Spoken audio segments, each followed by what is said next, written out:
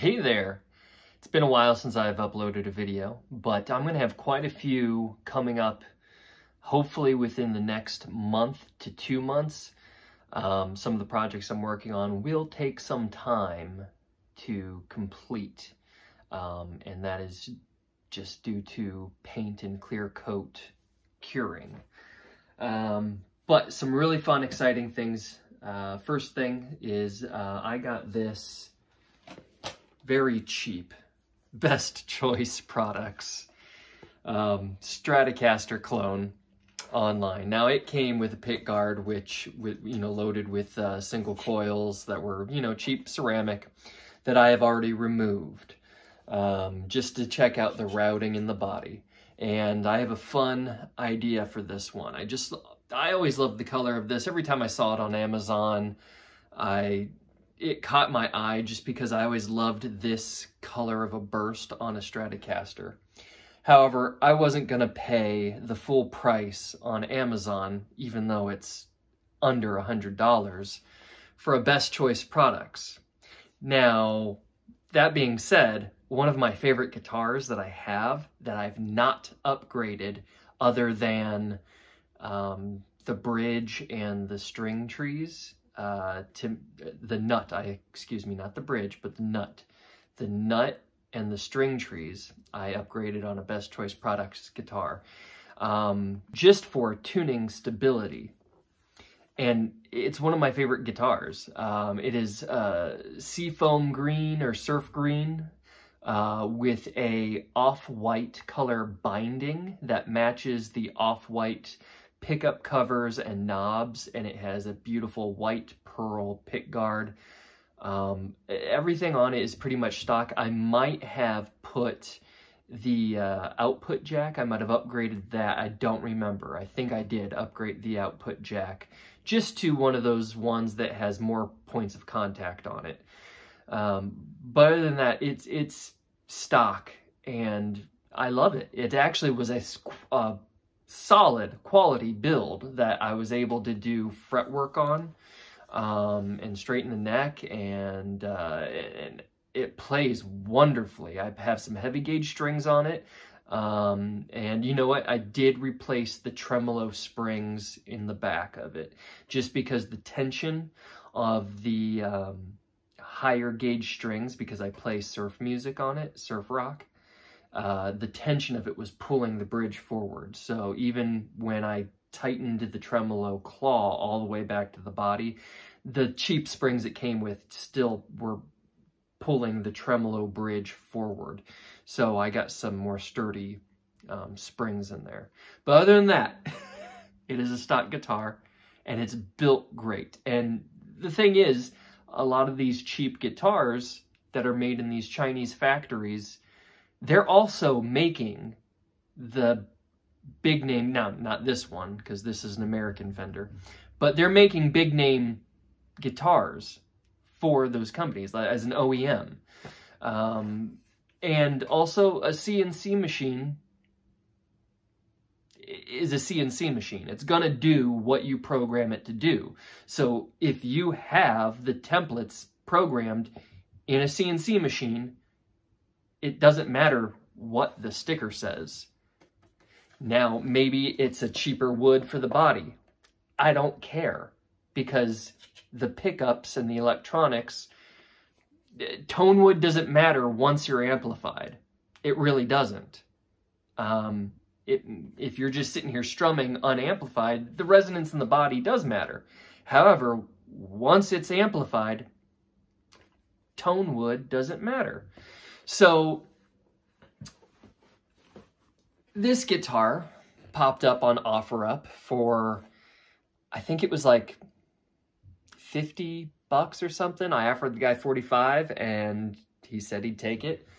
So I'm going to be doing some work on it. I've already done neck work on it to level and take care of the fret ends that are usually a little sharp on cheaper guitars. Because the thing about these cheaper guitars, the build is good.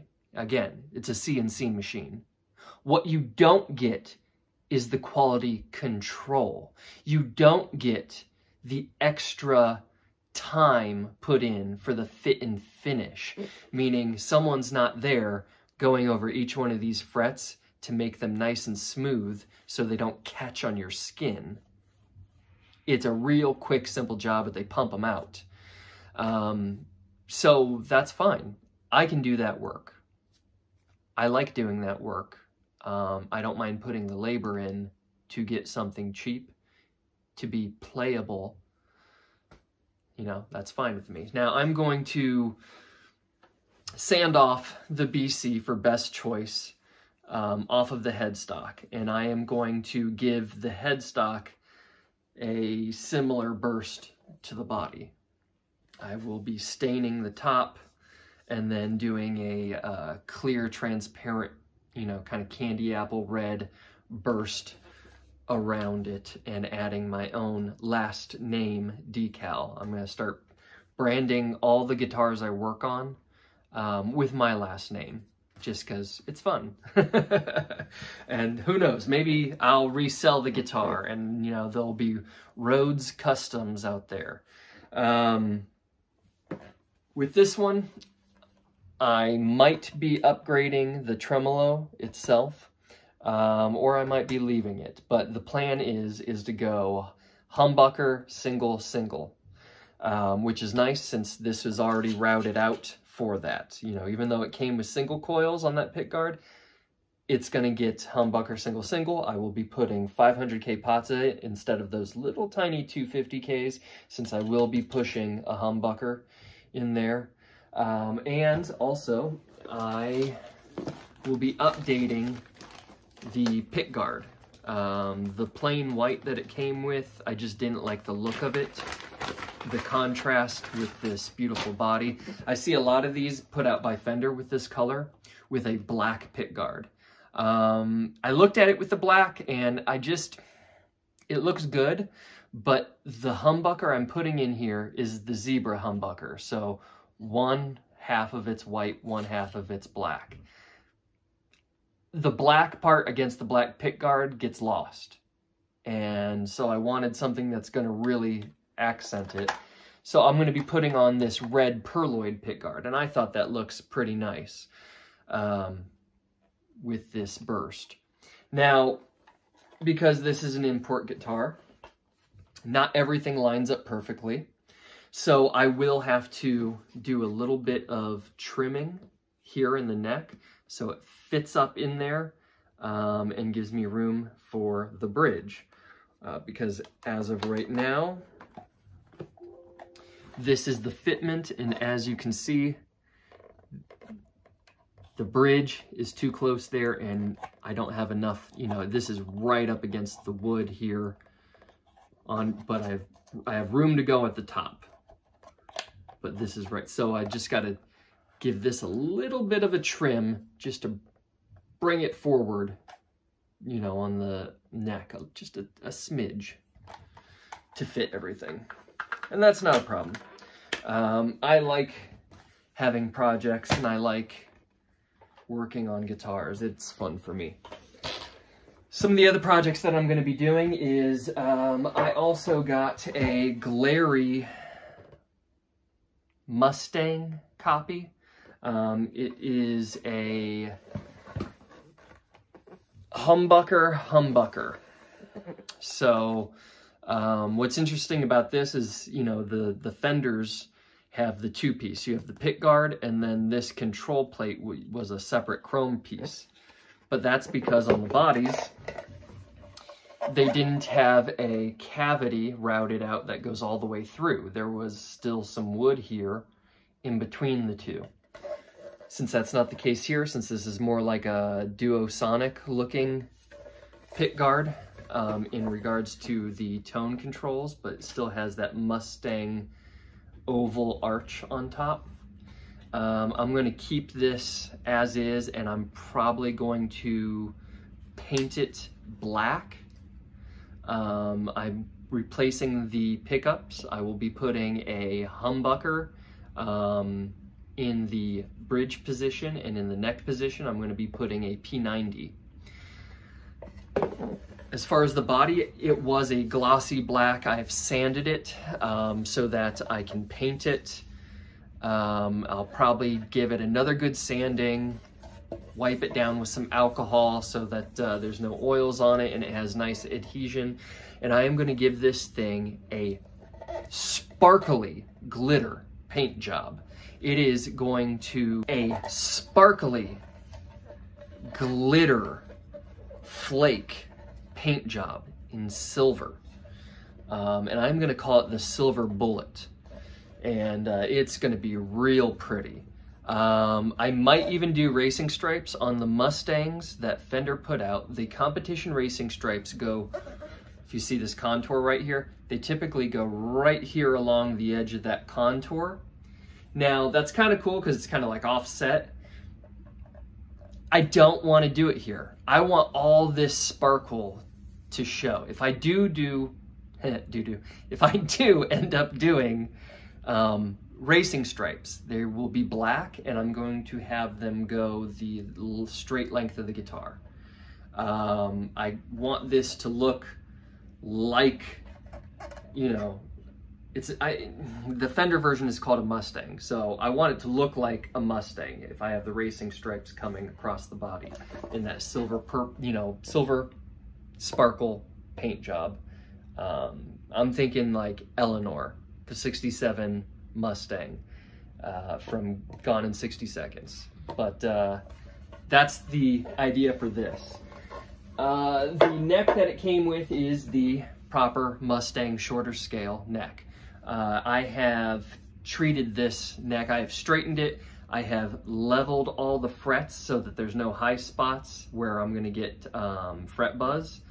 And I polished it, and I also did the fret ends and rolled the edges. Instead of having that sharp edge on the wood, 90-degree angle, I rolled it, sanded it, and made it nice, soft, and smooth. Hydrated the fretboard. This thing, being a cheaper fretboard, it was a little rough, and it still kind of is. If you can see the grain, there's some, you know, gaps, but I've made it pretty smooth. So it should play real nice. I will give it a matching paint job on the face of the headstock, you know, the sparkle glitter, and I will be putting, again, my last name here.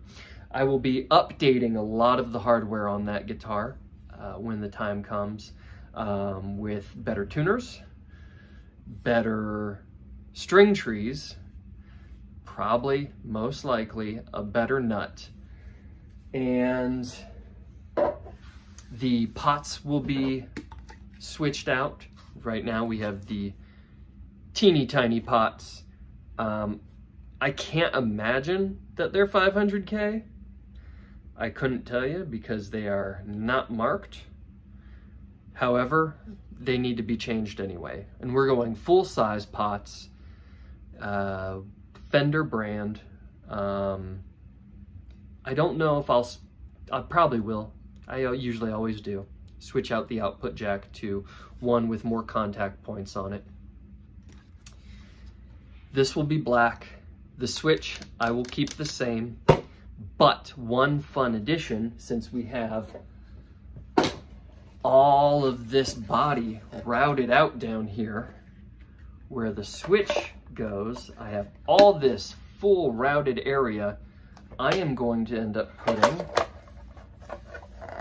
a kill switch right next to the pickup selector. So I'll have a kill switch button that will interrupt the signal going to the amp, so I can make a cool rhythmic percussion noise with the signal. So if I'm strumming and it goes, I can go,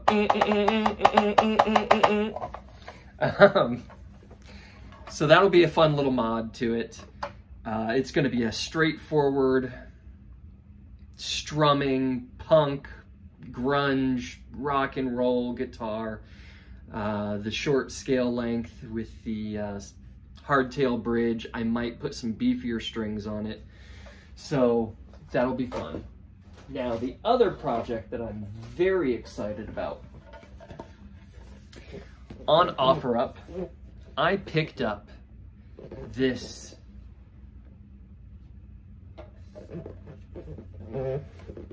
neck and body, also the pick guard and some other additional hardware. This is a Squier, but what's really cool about this is that this is a 1998 Squier. That was the first year that I got my Squier. My Squier was red, 1998, but this has the CBS era 70s larger headstock, which, to give you a comparison, this is the classic headstock right here. This is the classic Fender shape headstock. When CBS bought the company in the 70s, they made this bigger headstock. You can see, if I line these two up, you can see how much bigger it is. I always thought the 70s headstock looked cool with the bigger shape, and apparently so did a lot of other people because they brought it back. But how do I know this is 1998? Well, it's stamped on the inside of the neck. This is December 4th, 1998. The body, December 18, 1998. My serial number tells me that it was crafted in China at the, I believe it's called Yako manufacturing plant, which was good because that was when they still had excellent quality control on Squiers. The serial number tells me it was made in 98, like everything else here. And it does have a beautiful rosewood style fretboard that I have leveled, sanded, polished, and I'm very happy about this build because something special is going to be made with this. And I don't want to spoil the surprise until I start making the video on this one. But something really cool that I've never done before, and brings me back to my early days of guitar playing. A guitarist that kind of inspired me at the time, because I was listening to a lot of his music at the time, 98 through 2004, you know, all my middle school and high school era guitar riffs as I was learning. Very punk. Pop punk, to be honest. But we'll have a special build on this, and I got some special paint. Now, there was some gouges that I have since put some wood filler in and sanded it, but this project will be fun. I've already acquired most of the things I need for it, the hardware, the paint. If anything, I might need to get more clear coat just because I have so many projects going on that I will be clear coating. I have one other project that I'll be doing. It's a kit guitar that I will be building. It's cool. It's after the Jackson Randy Rhoads Offset V. What's cool about this kit to build is that the wood for the body is beautiful. It almost makes you not want to paint it. It makes you want to stain it because it's so pretty. But I'm going to be painting it. The other cool thing about it is my Rhoads is a real cheap, you know, entry-level model. It does not have a Floyd Rose. It is a string through without any kind of tremolo, but it's a great guitar. I love it. But this one has a Floyd Rose tremolo. Now, all the hardware on it is chrome that came with it. I will be swapping it all out for black hardware. I already have a black Floyd Rose licensed tremolo system, so it was perfect. But I'm going to be giving a cool paint job, something out of the normal that's very fun. So stay tuned for that one. Yeah. it'll be a good couple months for some guitar content.